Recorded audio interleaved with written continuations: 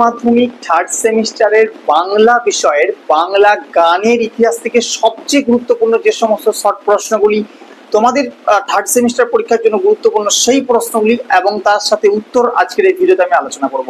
কাজে যারা থার্ড সেমিস্টারের পরীক্ষার্থী রয়েছে তোমরা প্রত্যেকে কিন্তু সম্পূর্ণ ভিডিওটি দেখতে থাকো। এর আগেও কিন্তু আমি ব্যাকরণ থেকে অন্যান্য যে সাজেশনগুলো রয়েছে সেগুলো দিয়ে দিয়েছি, তো যারা সেই ভিডিওগুলি দেখোনি তারা কিন্তু অবশ্যই দেখে নেবে। আজকের এই ভিডিওতে যে সমস্ত প্রশ্নগুলি বলবো সেই প্রশ্নগুলি কিন্তু মারাত্মক গুরুত্বপূর্ণ। প্রত্যেক ছাত্রছাত্রী কিন্তু প্রত্যেকটা প্রশ্ন সুন্দরভাবে খাতায় লিখে সেগুলোকে প্র্যাকটিস করবে বা তোমরা মার্কিংও করে নিতে পারো। তো কি কি প্রশ্ন রয়েছে এবং উত্তর অবশ্যই দেখতে থাকো। প্রথমেই দেখবে তোমাদের আমি যে প্রশ্নগুলো বলছি প্রত্যেকটা কিন্তু খাতায় লেখো, ভালো করে লিখবে, ঠিক আছে? কোনো জায়গায় কোনো যেন ভুল না হয়। প্রথম, চর্যা চর্য বিনিয়োচ্চ গ্রন্থে চর্যাপদের মোট সংখ্যা কটি? উত্তর হবে 51টি। 2 নম্বর প্রশ্ন হচ্ছে চর্যার যুগে সঙ্গীতে কয়টি অঙ্গ দেখা যায়? উত্তর হবে 6টি অঙ্গ দেখা যায়।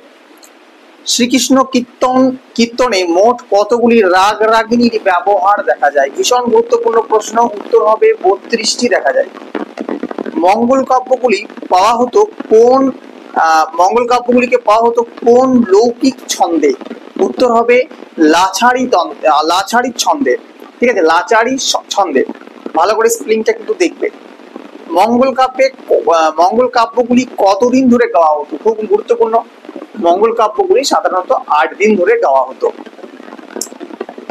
এবার দেখো, আচ্ছা, কবি রঞ্জন কার উপাধি? উত্তর হবে রামপ্রসাদের উপাধি। একজন আখড়াই গানের শিল্পীর নাম হচ্ছে রামনিধি গুপ্ত। পরবর্তী প্রশ্ন, ঠুমরি গানের প্রবক্তা কি?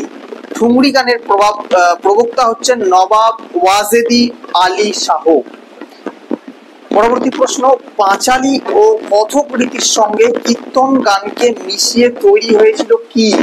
উত্তর 4টি অপশন থাকবে, তার মধ্যে থেকে সঠিক উত্তর তোমরা করবে ঢপ কীর্তন। ঊনবিংশ শতকে, পরবর্তী প্রশ্নে যাব, ঊনবিংশ শতকে কলকাতায় বাবু সংস্কৃতির একটি বিশিষ্ট প্রকাশ ঘটেছিল কোন গানে? উত্তর হচ্ছে পক্ষী দলের গানে।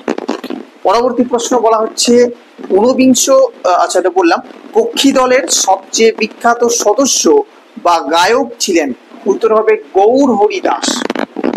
সঙ্গীত শিল্পী, পরবর্তী প্রশ্ন, সঙ্গীত শিল্পী মান্না দের প্রকৃত নাম কি ছিল? ভীষণ গুরুত্বপূর্ণ প্রশ্ন, উত্তর হবে প্রবোধ চন্দ্র দে। পরবর্তী প্রশ্ন, বিখ্যাত সঙ্গীত শিল্পী কিশোর কুমারের প্রকৃত নাম কি ছিল?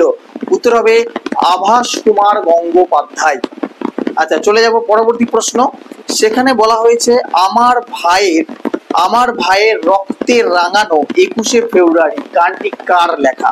উত্তর হবে আব্দুল গফফর চৌধুরীর লেখা। পরবর্তী প্রশ্ন, বাংলা তথা ভারতের প্রথম প্রাদেশিক ভাষার ব্যান্ড কোনটি? উত্তর হবে মোহিনীর ঘোড়াগুলি। ভীষণ গুরুত্বপূর্ণ প্রশ্ন, ঠিক আছে? পরবর্তী প্রশ্নে যাব। এখানে বলা হচ্ছে যে ভাওয়াইয়া গানের যে বাদকদের তাদের কি নামে ডাকা হতো? উত্তর হবে বাউ মিয়া বলে ডাকা হতো, বাউ মিয়া। আচ্ছা, পরবর্তী হচ্ছে ভাওয়াইয়া গানের ব্যবহৃত একটা বাদ্যযন্ত্রের নাম? উত্তর হবে সোতারা, ঠিক আছে? দোতারা। আচ্ছা, এরপর দোতারা কিন্তু ভাওয়াইয়া গানে ব্যবহার করা হতো। দোতারা হয়তো অনেকেই দেখে থাকবে। জারি গানের জারি শব্দের অর্থ কি? ভীষণ গুরুত্বপূর্ণ প্রশ্ন। জারি গানের জারি শব্দের অর্থ কি? উত্তর হবে ক্রন্দন। আচ্ছা, চলে যাবো আমরা পরবর্তী প্রশ্ন। অনেকগুলো প্রশ্ন আমি দিয়েছি, কিন্তু প্রত্যেকটা প্রশ্নই তোমরা খুব ভালোভাবে করবে এবং প্রত্যেক ছাত্রছাত্রীকে বলবো যারা আজকের আমাদের ভিডিও নতুন দেখছো, আমাদের চ্যানেলে নতুন এসেছো, তারা কিন্তু চ্যানেলটিকে সাবস্ক্রাইব করতে একেবারেই ভুলবে না। এরপরে যে প্রশ্নগুলি রয়েছে, আমি জারি গানের জারি শব্দের অর্থ বলেছি, যেটা ভীষণ গুরুত্বপূর্ণ, প্রত্যেকে কিন্তু করে নেবে এই প্রশ্নটা, ঠিক আছে? আচ্ছা, এইবারে দেখো, বলছে নিচের কোন ব্যক্তি চর্যা গানের রচয়িতা? এবারে 4টে অপশন থাকবে, তুমি সেখানে সঠিক যেটা করবে সেটা হচ্ছে লুই পা, মনে থাকবে লুই পা। আচ্ছা, এরপর হচ্ছে কীর্তন গান কথাটির অর্থ কি? কীর্তন গান কথাটির অর্থ হচ্ছে যশোনাথ, ঠিক আছে? যশোগথি বা গাথো, যশোগাথো, এটা হচ্ছে কীর্তন শব্দের অর্থ, কীর্তন কথাটি। কমলাকান্ত ভট্টাচার্য কোন গানের রচয়িতা? উত্তর হবে শাক্ত গীতির রচয়িতা।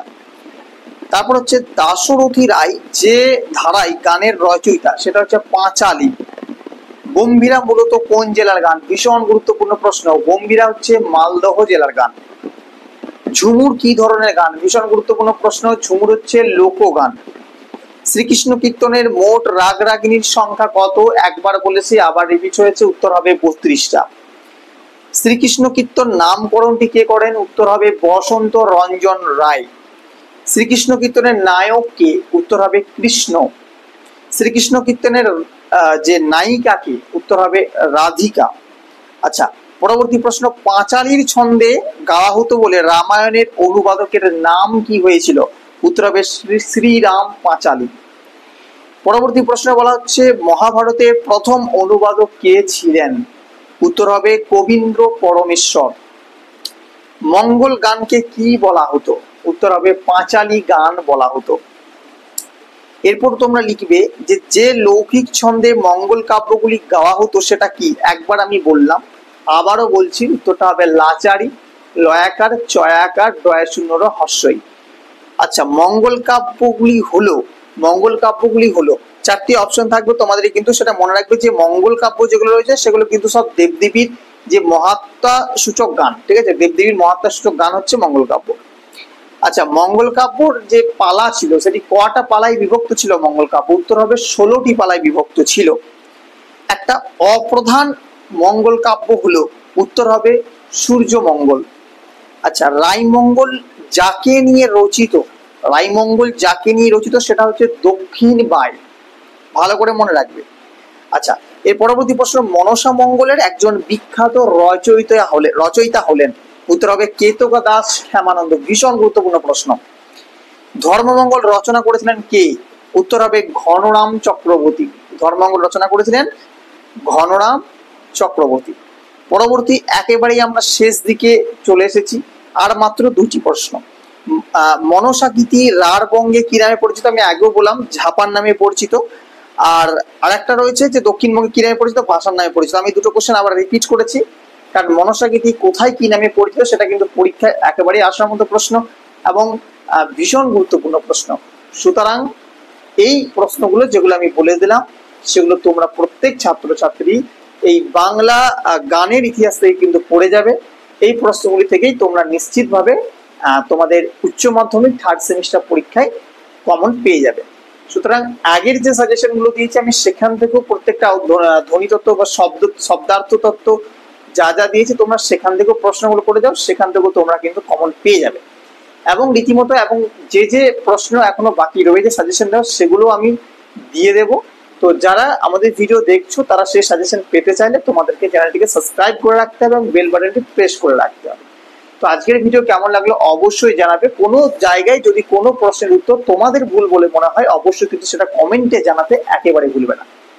তো আজকের ভিডিও এখানে রাখছি, দেখা হবে পরবর্তী সাজেশনের কোনো ভিডিও।